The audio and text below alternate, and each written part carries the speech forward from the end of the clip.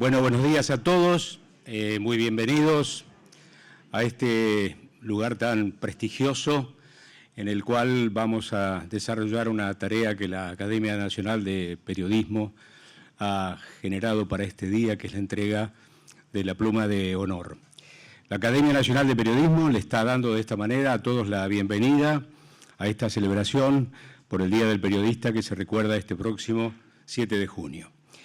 En tiempos en que la profesión parece sacudirse por tormentas internas y externas, queremos reafirmar así la vocación profesional de aportar al bien común con información, algo que es vital para el ejercicio de la democracia.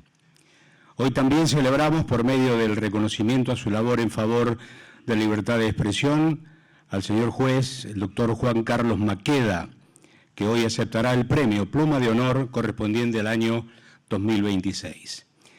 La decisión de crear el premio Pluma de Honor fue adoptada por la Academia en el año 2008 con el fin de celebrar y destacar anualmente el esfuerzo y la creatividad de quienes contribuyen a dignificar y consolidar la misión de la prensa como institución social y cultural que complementa el sistema republicano y democrático. Desde la institución recibieron una pluma de honor destacadísimas personalidades de distintos ambientes, políticos, intelectuales, escritorio, medios. Recordamos a Julio María Sanguinetti, Joaquín Salvador Lavado Quino, Santiago Kovaldov, también la hoy académica Norma Morandini, Bartolomé Luis Mitre y Beatriz Sarlo, también al doctor Carlos Fait, al periodista Rodolfo Terraño, Natalio Botana, Guillermo Jaime Echeverry, Santiago Zenén González, Albino Gómez, Robert Cox, Elisabetta Piqué y Daniel Enz. De manera tal que esta posibilidad que tenemos hoy de entregar al doctor Maqueda esta distinción es para también la Academia Nacional de Periodismo un verdadero honor. Vamos a ilustrar este momento con algunas imágenes que recuerdan precisamente la presencia y la actividad del doctor Maqueda. Por favor.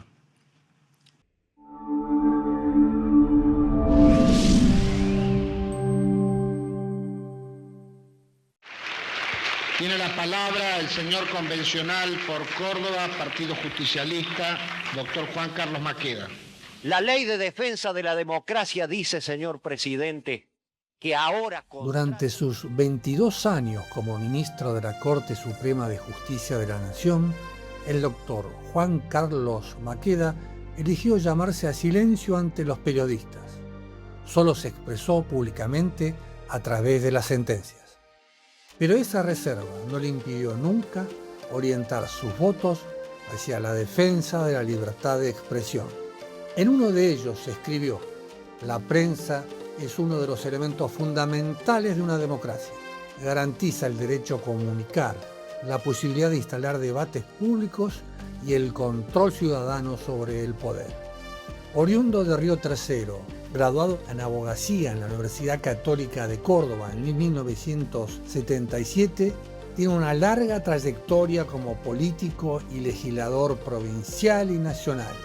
Se especializó en Derecho Constitucional y Ciencia Política y en 1994 fue elegido como convencional en la reforma de la Constitución Nacional. Estamos aquí para elevar a jerarquía constitucional otro precepto, el más importante de este artículo.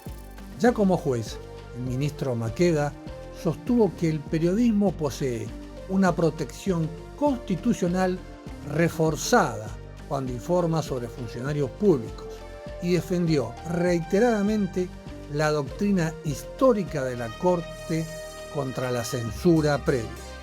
Maqueda también sostuvo que para responsabilizar a un periodista por una información inexacta debe antes probarse la existencia de una real malicia.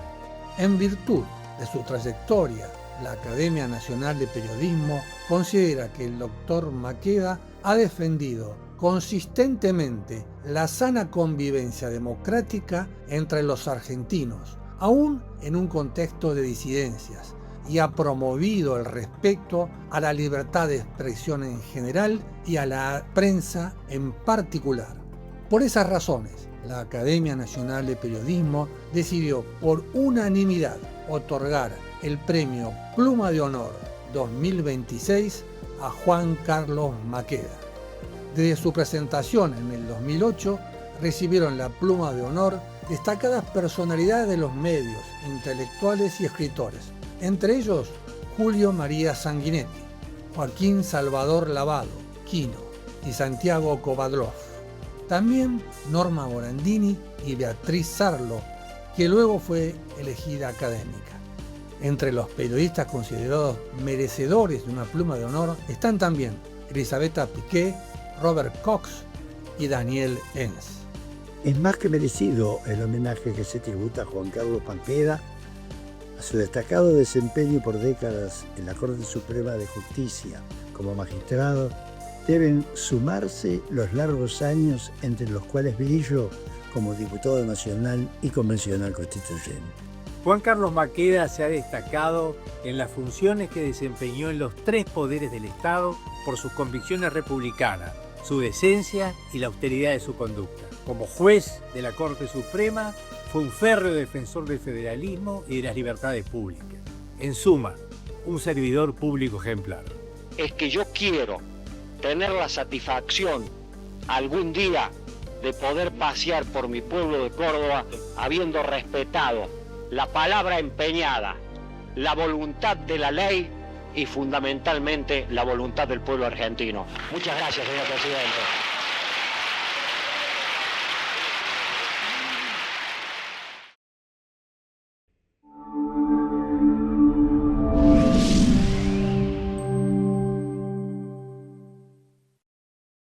Buenos días a todos. Pocas veces he visto en actos de la Academia este salón tan lleno. Así que queremos al doctor Maqueda, sin duda. En primer lugar, mi agradecimiento al académico Fernando Bravo por su predisposición, buena predisposición siempre para ayudarnos en estos actos. Este acto generalmente coincide con el Día del Periodista. Este año tocó el domingo, así que por eso lo hacemos anticipadamente. Han recibido, como estábamos viendo, el premio académicos, periodistas muy notables, expresidente de países vecinos y un solo juez, el inolvidable doctor Carlos Fait. Y lo recibió por su trayectoria en defensa de la libertad de prensa, de expresión, del pensamiento libre y del Estado de Derecho. Este año, y por unanimidad, la Academia Nacional de Periodismo decidió otorgarle el premio Pluma de Honor al doctor Juan Carlos Maqueda, que fue juez de la Corte Suprema de Justicia hasta diciembre de 2024. Estoy seguro que la distinción no necesita que se la explique, porque los que conocen al doctor Maqueda saben de su compromiso con todas las garantías y libertades consagradas por la Constitución Nacional.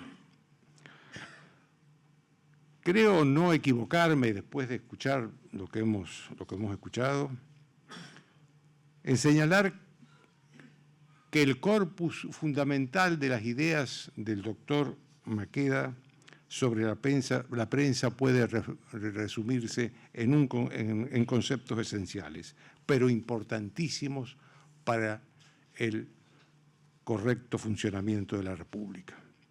Por ejemplo, si se lee bien los fundamentos de sus fallos y resoluciones, ha sostenido reiteradamente que la libertad de expresión es el instrumento que permite controlar a los gobiernos y evitar el abuso de poder. Lo que ha dicho con sus palabras, que seguramente son otras palabras, es que sin prensa libre no hay ciudadanía informada. Sin ciudadanía informada no hay control republicano y sin control republicano el poder tiene el autoritarismo. Evidentemente el doctor Maqueda ha leído bien la historia del mundo y del país. También ha sido coherente con la doctrina de los tratados internacionales sobre derechos humanos que tienen en la Argentina rango constitucional. Para esa doctrina, la libre circulación de las ideas es una condición indispensable de la República y la democracia, que admite limitaciones preventivas solo en casos muy excepcionales, extremadamente restringidos. No me equivoco si digo que, según Maqueda, ningún gobierno puede pretextar superficialmente la seguridad nacional o el interés nacional para aplicar la censura previa que está taxativamente prohibida por la Constitución Nacional. Pero se necesitan jueces con coraje para hacer cumplir el mandato constitucional y para interpretar correctamente las leyes. Una parte significativa de los escritos del doctor Maqueda consiste en que no concibe la libertad de expresión, que es inherente a la libertad de prensa, solo como un derecho de los periodistas. Para él es también el derecho de la sociedad a conocer la información relevante y especialmente la información sobre los asuntos públicos. Es decir, la libertad de prensa pertenece también y sobre todo a los ciudadanos y es un derecho colectivo. Estos conceptos no solo son significativos por sí solos, son también oportunos por el momento que nos toca vivir en el país y en el mundo.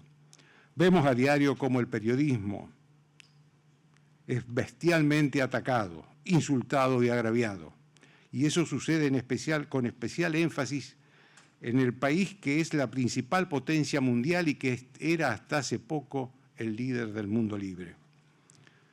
El ejemplo de la dirigencia que gobierna a los Estados Unidos ha sido imitado en muchos países del mundo y acá en la Argentina también. La descalificación y la persecución del periodismo, sin otro argumento que el interés político de los que gobiernan, se convirtió en el dogma del fanatismo político. No puedo callar lo que sucede aquí y ahora entre nosotros. Los periodistas argentinos somos víctimas cotidianas de la agresión del poder de turno. Nos acusan no solo de mentir sin probar nada, sino también de cometer delitos también sin probar nada. Lo peor es la generalización sin nombres propios que sucede en la mayoría de los casos, aunque hay algunos periodistas que fueron identificados con nombre y apellido. Esta es la oportunidad de pedirle al Gobierno Nacional que, si conoce delitos cometidos por alguno o algunos periodistas, se presente ante la justicia y los denuncie como corresponde. Pero basta de ofensas y de injurias al voleo, ya es demasiado.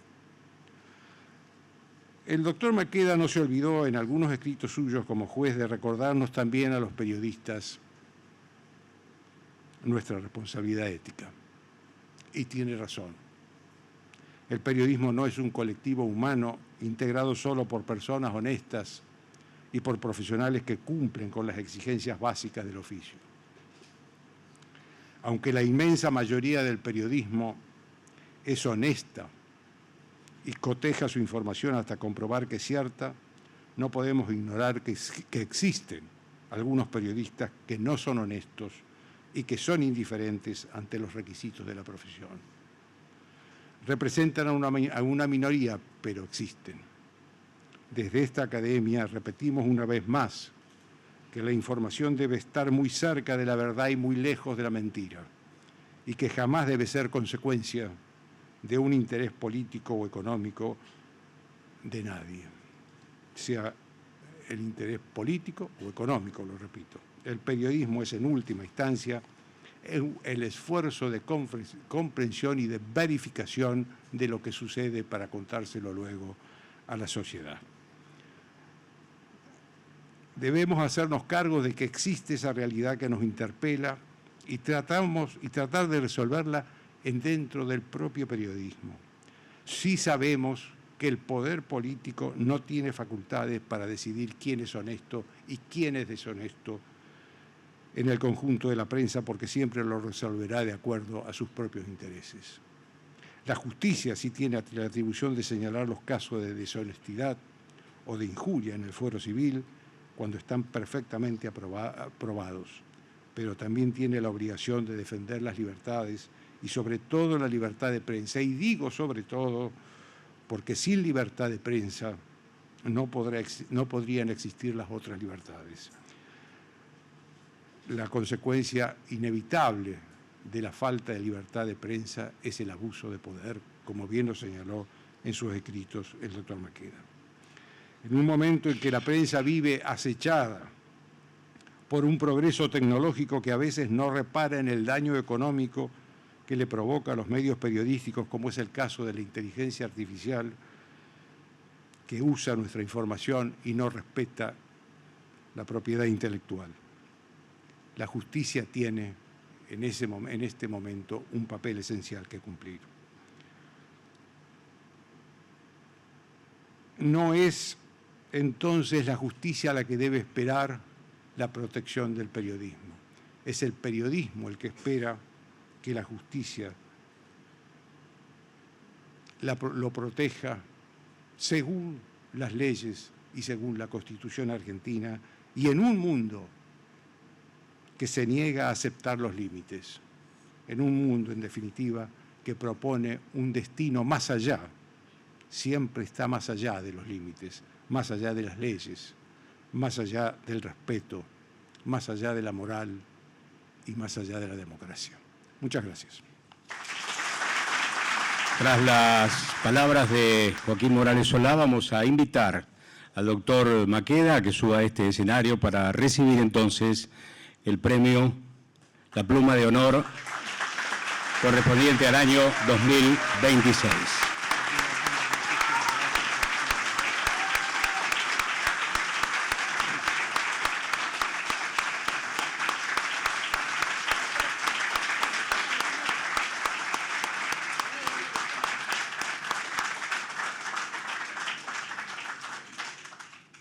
Y por supuesto invitamos al doctor Maqueda a hacer uso de la palabra. Muchísimas gracias a la Academia Nacional de Periodismo por esta distinción y por este honor de recibir la pluma de honor, valga la redundancia, que se ha atribuido a hombres y mujeres absolutamente destacados en el ámbito del periodismo y también fuera del arte del periodismo, pero a muy pocas personas. Quiero decirles a todos y cada uno de ustedes que hoy me acompañan en este momento tan importante para mi vida, que soy un deudor de gratitudes. Así como destaco la gratitud con la Academia Nacional de Periodismo y con todos los hombres de prensa y con todos aquellos hombres y mujeres que defienden la libertad de expresión, quiero también agradecerles a todos y cada uno de ustedes que sabe que íntimamente tiene mi gratitud, porque soy un deudor de gratitudes. Quiero decirles que la libertad de expresión no es un regalo que nos ha dado la historia. La libertad de expresión es el producto de una lucha que durante mucho tiempo hombres y mujeres, especialmente desde el Renacimiento hasta nuestros días, han llevado a cabo para conseguirlo. Es cierto que la libertad de expresión está íntimamente vinculada con la libertad de pensamiento de cada uno. Pero como se ha dicho antes de ahora, el pensamiento no sería posible si no se hace posible la expresión. Y la libertad de expresión, que es consagrada como una libertad preferida, es la que nos permite comunicar, pero no solo comunicarnos como seres humanos, sino comunicar ante todos los medios de difusión cuál es el pensamiento público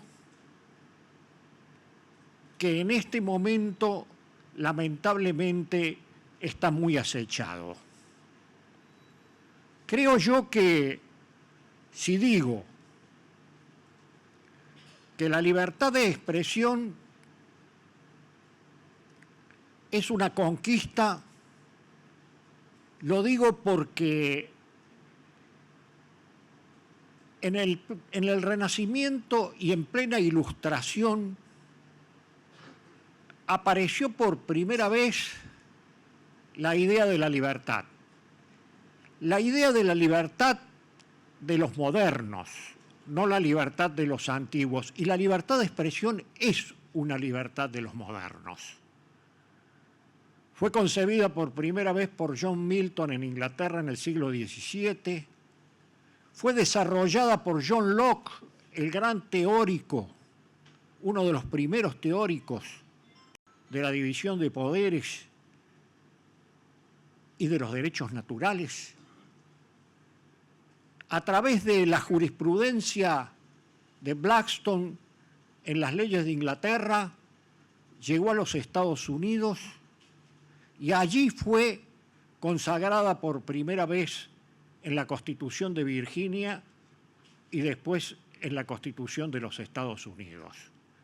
De allí, de la Constitución de los Estados Unidos, abrevaron nuestros hombres de 1853 para consagrarla en la Constitución Nacional. Primero, en el artículo 14, donde se prohíbe todo tipo de censura previa, y después, más tarde, en 1860, en la primera reforma que tuvo nuestra Constitución Nacional, a través del pensamiento desarrollado específicamente por Vélez Sarsfield, se incorporó el artículo 32.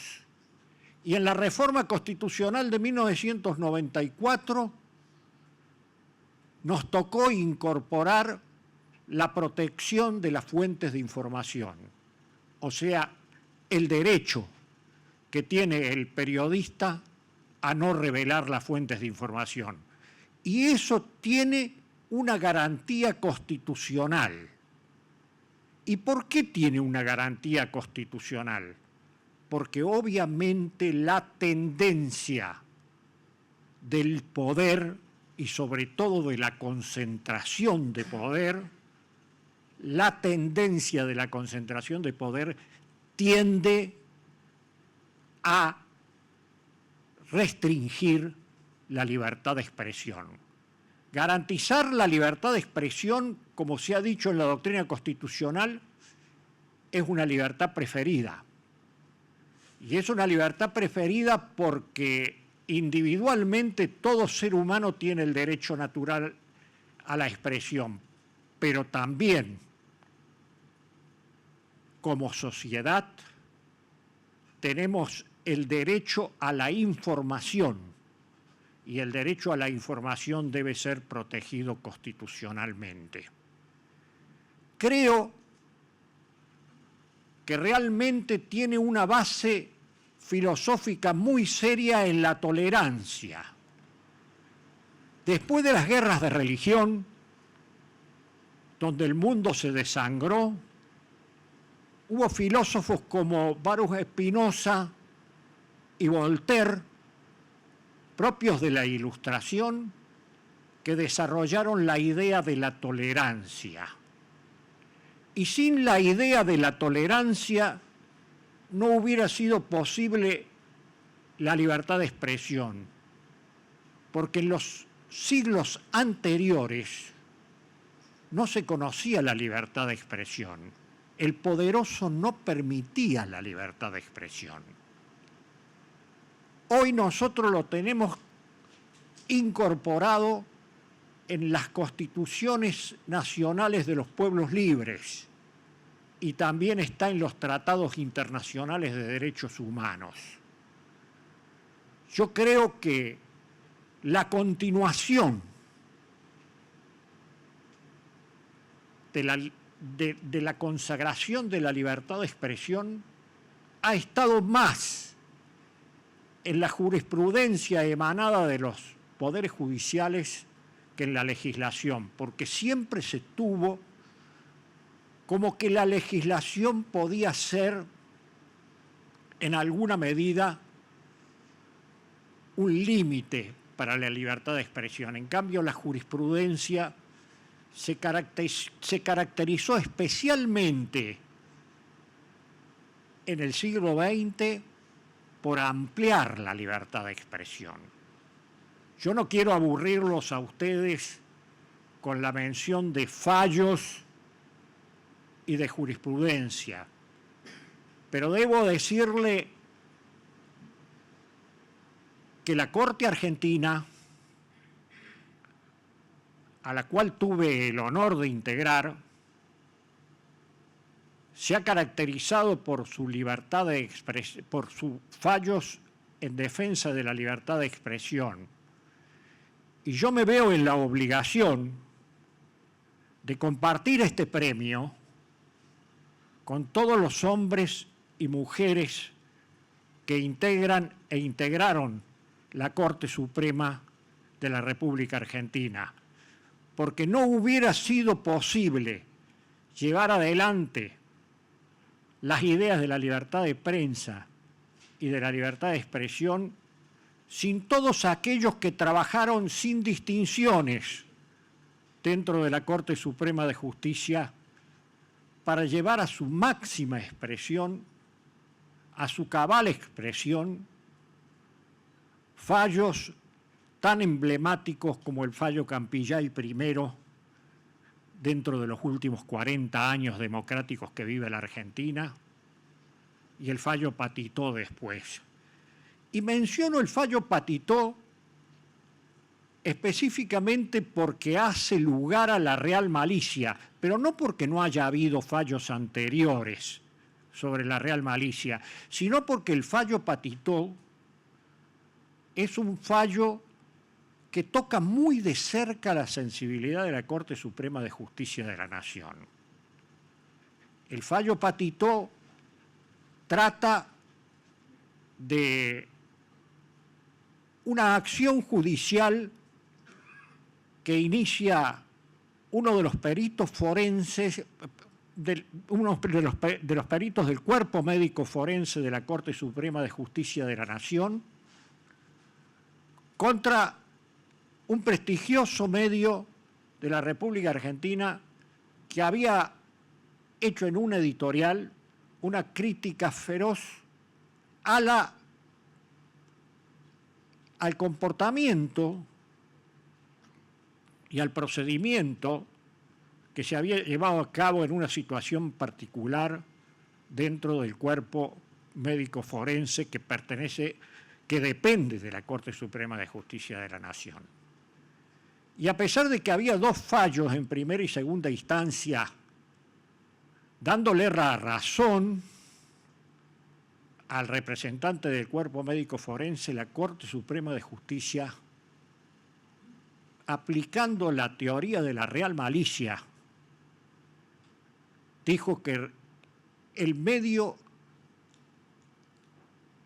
no había tenido responsabilidad explícita sobre la crítica que había hecho porque no se había podido explicar que más allá de la veracidad o no de los hechos, no había real malicia por parte de quien había emitido esa concepción. Allí me tocó participar y puedo asegurarles que es muy difícil para una institución como la Corte Suprema hacer un voto en contra de alguno de los organismos que tiene la misma Corte Suprema. Sin embargo, ese voto se hizo,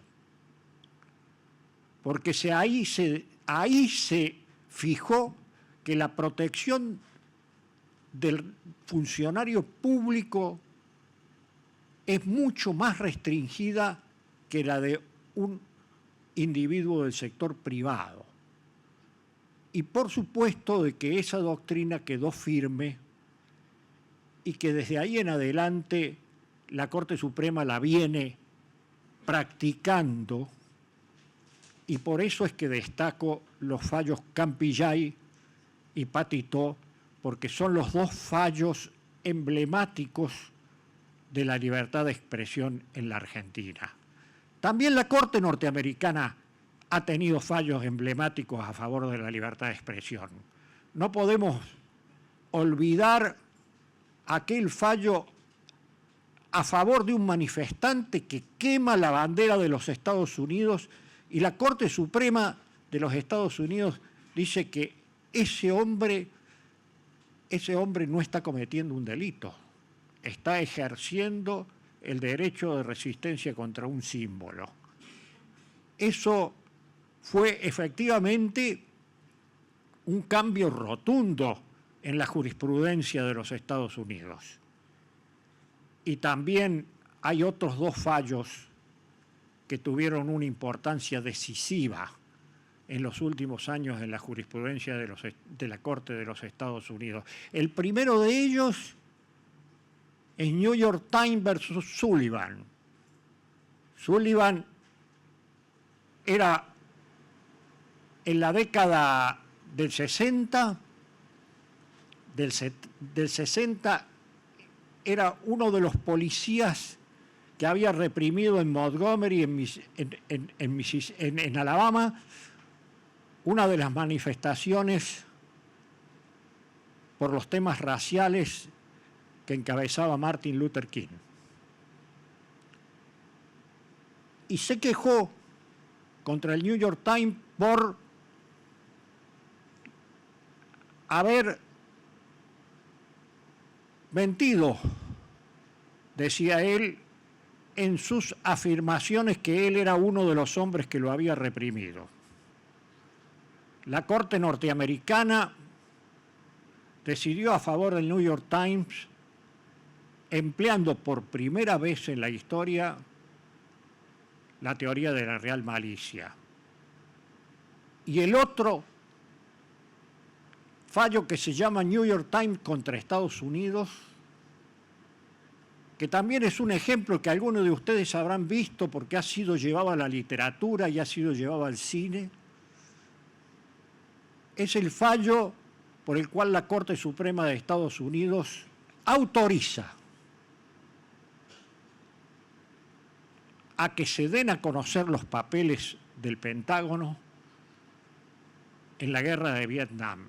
Aún con un país en guerra, no se le puede esconder al pueblo de los Estados Unidos cuáles son los planes que tiene para llevar adelante el Pentágono. Creo que estas son manifestaciones históricas, cada uno tendrá las suyas. Estas son las 5 que a mí me han impactado. Y quiero decir que las dejo ante ustedes porque creo que la libertad de prensa es sagrada, como creo que son sagradas todas las libertades, pero que la libertad de prensa es una libertad preferida, porque es la que tiene la posibilidad de comunicación. Lamentablemente, en el mundo que nos toca vivir, como bien lo ha dicho Joaquín Morales Solá, estamos teniendo en jaque al periodismo.